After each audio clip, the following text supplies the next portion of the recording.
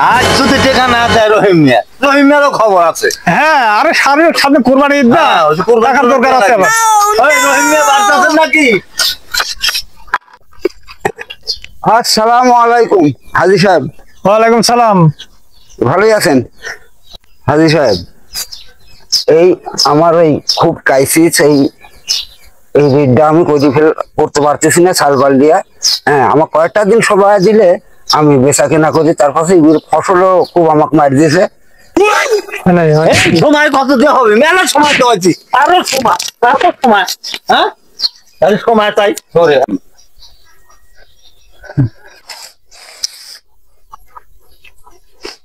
আচ্ছা, আমি টাকাটা দিতে চাইলাম আপনাকে, আমার কয়েকটা দিন সবু করতে দিলেন না। আপনার লোক লিয়াটি কেন আমাকে মারা হলো?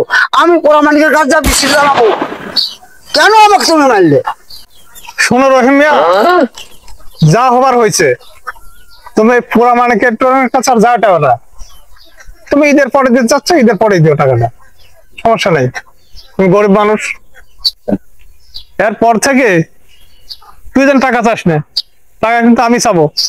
তুই যখনই টাকা চাস তখনই গায়ে হাত তুলিস, এই কাজ কখনো যেন করবি না।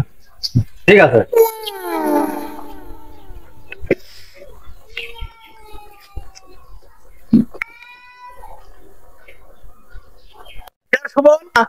তোর কাছে 1 মাসের টাকা ঈদের পরে টাকা দিব হাজী সাহেব আমি। সুমন, দাঁড়া। কি হাজী সাহেব আবার ডাকলেন কে? হাজী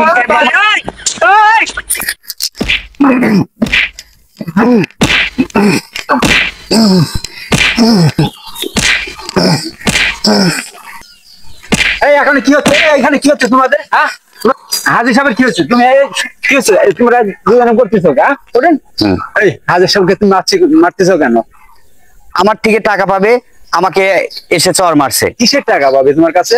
লাভের টাকা পাবে। হাজী সাহেব, কি শুনতাছি আমি এগুলা?